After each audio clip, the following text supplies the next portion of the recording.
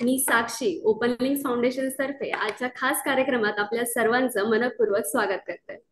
आजचा आपला कार्यक्रम आहे बोलेगा बचपन सोनाली कुलकर्णी सोबत. आज आपल्याला कथा, आत्मविश्वास आणि शिक्षक विद्यार्थ्याच्या अप्रतिम नात्याचा एक खास उत्सव पाहायला मिळणार आहे. आपल्यासोबत जळगाव, नाशिक, नागपूर, बुलढाणा आणि इतर अनेक ठिकाणाहून शिक्षक आणि विद्यार्थी आले आहेत. त्यांच्या हसऱ्या चेहऱ्यांवरचा आत्मविश्वास आणि टॅलेंट आपल्याला स्क्रीनवरूनही चमकताना दिसतं.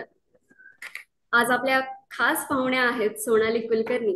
आपल्या तेजस्वी अभिनयाने प्रेक्षकाची मनं जिंकणारी एक अफलातून अभिनेत्री, ज्या आपल्याला सर्वांना रुपेरी पडद्यावर नेहमीच भावल्या आहेत. चेलुवी पासून ते अगदी आठवड्याभरापूर्वी प्रदर्शित झालेला सुशीला सुजित अशा असंख्य चित्रपटांमधून त्यांनी सशक्त, भावस्पर्शी आणि आपल्या वाटणाऱ्या भूमिका साकारल्या आहेत. त्या कथाप्रेमी आहेत. त्यांचं सो कूल हे कथांचं पुस्तक देखील प्रसिद्ध झालं आहे. मुलं, शिक्षण यांच्याशी त्यांचा अतूट नातेसंबंध आहे. सोनाली, तू आज आमच्यासोबत आहेस ही आमच्यासाठी एक मोठी आनंदाची आणि सन्मानाची गोष्ट आहे. तुझ्यासोबत गप्पा मारायला खरंच खूप मजा येणार आहे. साक्षी, मनापासून आभार. किती छान वाटलं अशी ओळख ऐकून. थँक्यू. थँक्यू.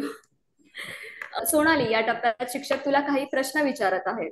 जरूर. कथा कथनासंबंधी तुमच्या मार्गदर्शनासाठी सगळेच उत्सुक आहेत. मी टीचर्सला रिक्वेस्ट करेल की मी ज्यांचं नाव घेतल्यावर त्यांनी फक्त अनम्यूट करून आपला प्रश्न सोनालीला विचारायचा आहे. आपले पुढील शिक्षक आहेत रवींद्र पाटील. नमस्कार मॅम, मी रवींद्र पाटील, ग्रेड पात्र मुख्याध्यापक, कामनाई शाळा, तालुका इगतपुरी, जिल्हा नाशिक. मॅडम, माझी एकूण सेवा 36 वर्षे झालेली आहे. त्यापैकी 23 वर्षे आदिवासी भागामध्ये. मला लिखाणाची खूप आवड आहे आणि या लिखाणाबद्दल मला आतापर्यंत विविध सामाजिक संस्थांनी 150 पुरस्कारांनी सन्मानित केलेले आहे. बापरे. 2008-9चा महाराष्ट्र शासनाचा आदर्श शिक्षक पुरस्कार आहे. मला मुलांच्या माध्यमातून राज्य स्तरावर आणि राष्ट्रीय स्तरावर संधी मिळालेली आहे आणि आमची मुलाखत सह्याद्री वाहिनीवर एका विद्यार्थ्याची प्रकाशित झालेली आहे. बर.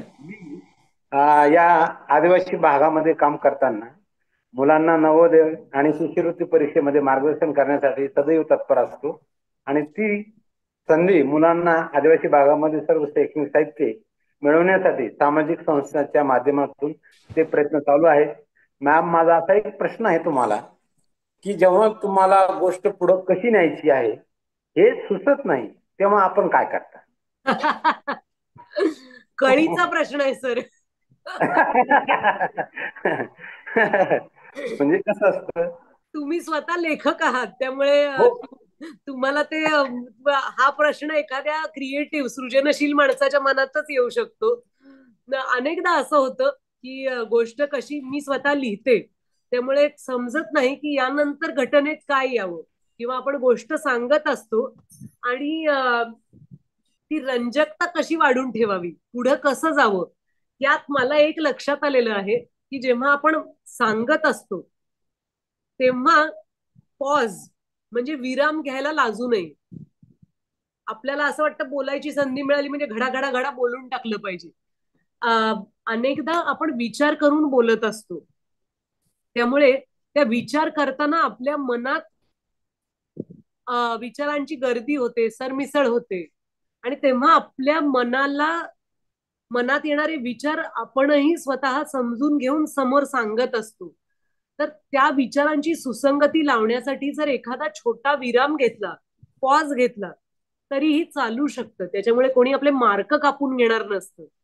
अनेकदा असं होतं, म्हणजे आपण मुलांना हे सांगू शकतो की एखाद्या नेत्याचं भाषण बघा, एखाद्या विचारवंताचं भाषण बघा.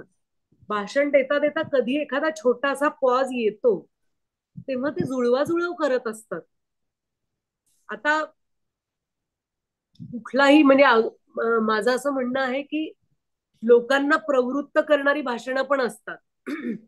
तेव्हा पाठ करून आल्यासारखे बोलतात का ते नेते? तर नाही. कधी कधी ते जेव्हा तुम्ही पॉज घेतात तेव्हा सभागृहाचं लक्ष सुद्धा पुन्हा तुमच्याकडे केंद्रित होतं. ते ऐकतच असतात पण अरे बोलायचे थांबले असं म्हणून त्यांचं लक्ष पुन्हा एकदा केंद्रित होतं. लिहित असताना मला अनेकदा अशी खीळ बसते विचाराला. लिहिताना असं वाटतं की अरे पुढं काय लिहू, आणि त्यातनं मार्ग शोधताना त्या विचारापाशी थांबणं हा फार आनंदाचा भाग असतो. आणि मला असं वाटतं त्या थांबण्यामध्ये खूप मोठी शक्ती आहे सर. कारण जर सगळंच आपल्याला उलगडलं असेल तर मग काय आपल्या तोंडून सरस्वतीच वाहत राहणार. आपण काय आणि ज्ञानेश्वर काय, फरक काय राहिला. पण आपण सामान्य माणसं आहोत आणि आपला विचार कुंठित होणं किंवा एखादा स्पीड ब्रेकर येणं हे फार नैसर्गिक आहे. तुम्ही मला हा प्रश्न विचारलात यासाठी मी खूप आभारी आहे. कारण असा जेव्हा याला आपण अडथळा पण म्हणू शकत नाही, हा आपला विचारांचा काय म्हणू शकतो स्पीड ब्रेकर आहे. तर त्यातून मार्ग कसा काढायचा, तर त्यातून काही श्वास स्वतःला घेऊ दिले आणि परीक्षेला नाही बसवलं की आत्ताच्या आत्ता पुढचा परिच्छेद लिहा नाहीतर 0 मार्क, असं नाही केलं. कारण ते काही नवीन लिहिणं म्हणजे आपण पाठ्यपुस्तकात किंवा पेपरमध्ये आलेली उत्तरं लिहित नाही. नवीन लेखन हे नवीन कल्पनांचे धुमारे असतात आणि त्याच्यासाठी स्वतःला वेळ देणं, अवकाश देणं खूप गरजेचं आहे. हा प्रश्न एक लेखकच विचारू शकतो. थँक्यू सोनाली. खरंच पॉज घेऊन विचार केल्यावर आपली गोष्ट खरंच चांगली होऊ शकते.